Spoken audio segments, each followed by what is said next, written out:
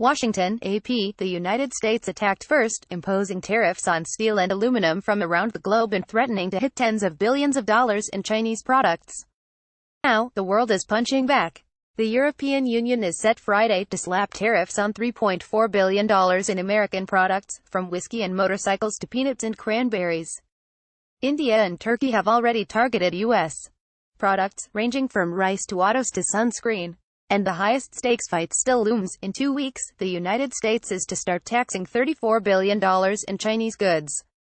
Beijing has vowed to immediately retaliate with its own tariffs on U.S.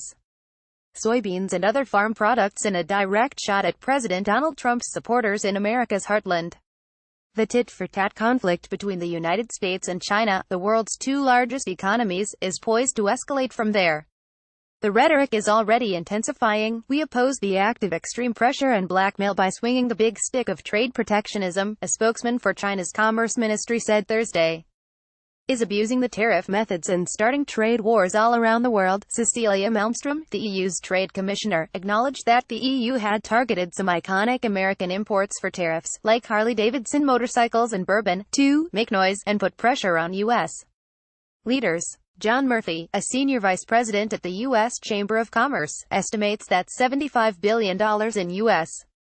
products will be subject to new foreign tariffs by the end of the first week of July. We've never seen anything like this, said Mary Lovely, a Syracuse University economist who studies international trade, at least not since countries tried to wall themselves off from foreign competition during the Great Depression.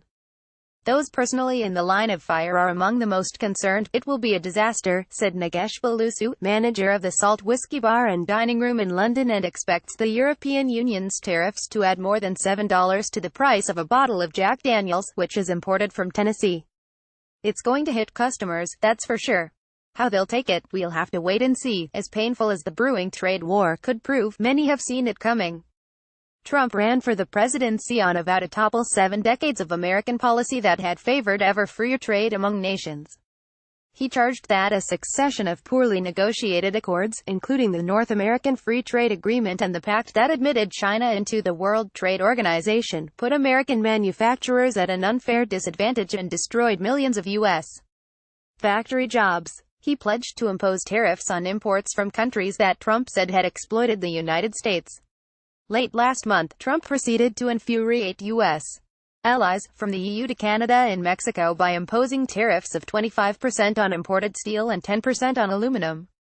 The president justified the move by saying imported metals threatened America's national security, a dubious justification that countries have used rarely because it can be so easily abused. And he is threatening to impose another national security-based tariff on imports of cars, trucks and auto parts. Trump has also started a trade fight with China over Beijing's sharp-elbowed efforts to overtake U.S. technological dominance. China's tactics range from forcing American companies to hand over technology in exchange for access to the Chinese market to outright cyber theft. The White House last week announced plans to slap 25% tariffs on 1,100 Chinese goods, worth $50 billion in imports. Trump would start July 6 by taxing $34 billion worth of products and later add tariffs on an additional $16 billion in goods. The Chinese have said they will respond in kind. Trump said he would then retaliate against any counterpunch from Beijing by targeting an additional $200 billion in Chinese products, and then yet another $200 billion if China refused to back down. All told, the $450 billion in potential tariffs would cover nearly 90% of goods China sends to the United States. The tariffs and threats have begun to take a toll. Steel and aluminum prices, for example, have shot up and supplies have become scarce. Steel pricing is usually relatively stable, said Al Rheinecker, CEO of American Piping Products in Chesterfield, Missouri, which distributes steel pipe to numerous industries. But since April, you can quote something on Monday, and if the customer doesn't buy it right away, you may have to raise the price on Thursday. So far, Rheinecker has managed to pass along the higher costs to his customers. He's not sure how long that will last. The Commerce Department is allowing companies to request exemptions from the steel and aluminum tariffs, if they can show that the metals they need aren't available from Americans' producers. The department expected 4,500 requests, but it's been overwhelmed by more than 20,000. This week, it said it has processed just 98 requests so far, approving 42 and denying 56. The rising tensions and the chaos surrounding the steel and aluminum tariffs are starting to generate pushback on Capitol Hill.